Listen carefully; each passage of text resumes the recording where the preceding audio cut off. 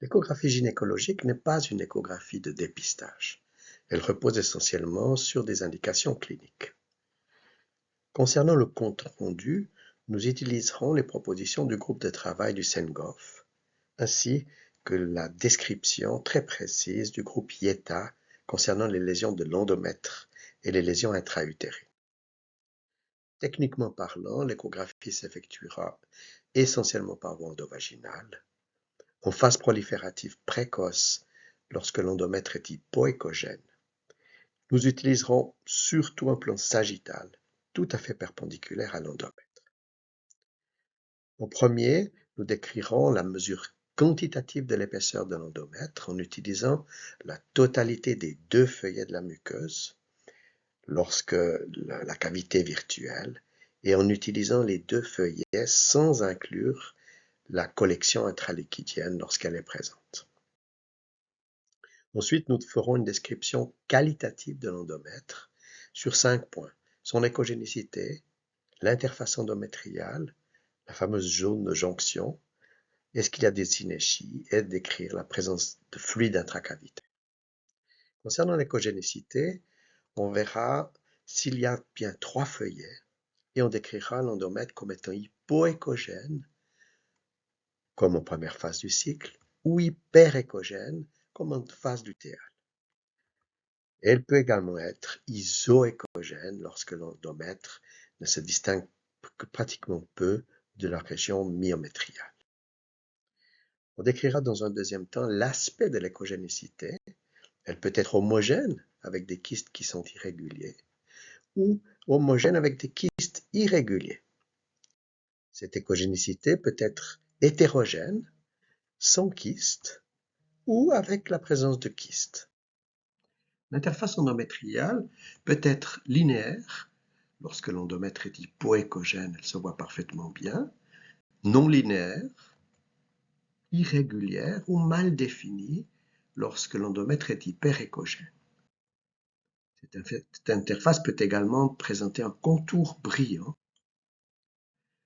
Le troisième point, c'est la zone de jonction, qui est extrêmement importante, en particulier dans les pathologies de type adénomyose.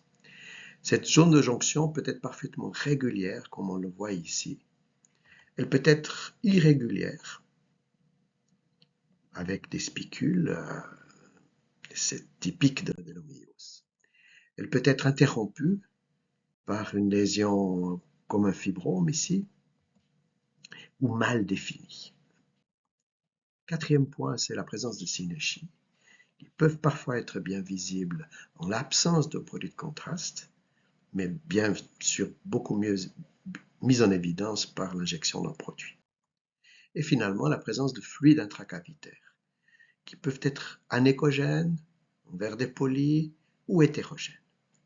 Voilà donc les 5 points qu'il faut définir concernant la cavité endométriale. On utilisera également volontiers le Doppler avec des modulations particulières, un zoom maximal sur l'endomètre, une PRF qui soit basse pour optimiser la sensibilité, et on utilisera le score de IOTA qui décrit ces lésions vasculaires. Ce score est en 4 stades en fonction de l'intensité, de l'abondance des flux vasculaires. Par exemple, on définira la présence d'un vaisseau unique, tel qu'on le voit dans les polypes, d'un vaisseau avec un branchement, de vaisseaux multiples, mais d'une origine unique, ou au contraire des vaisseaux d'origine multifocale. Et on peut voir des vaisseaux disséminés au sein de cet endomètre, ou des vaisseaux circonférentiels, tels qu'on les décrit dans les lésions myométeuses. Et finalement, on peut optimiser cet examen échographique par une hystérosonographie en injection de produits de contraste, par exemple du NaCl, pour optimiser en fait l'analyse de l'endomètre et la surface endométriale. Voilà, par exemple, une surface tout à fait lisse, ou au contraire, une surface plissée lorsqu'on a un endomètre polypoïde. L'examen se termine bien sûr par un compte-rendu minimum avec une partie, je dirais, administrative sur les coordonnées du praticien, de la patiente, la machine utilisée et les indications claires de cet examen avec la date des dernières règles, l'information sur la ménopause, la voie d'abord utilisée et si l'on rencontre des difficultés. Et le contenu de l'examen portant sur l'utérus, sur l'endomètre, sur la présence des deux ovaires avec une conclusion claire nécessitant qu'un examen complémentaire ou des investigations complémentaires. Et concernant l'iconographie, on utilisera une coupe sagittale de l'utérus, les deux ovaires et en cas de pathologie, toutes les images qui sont susceptibles d'expliquer cette pathologie. Et en cas de fibrome, on utilisera ce graphique pour définir la localisation précise du fibrome.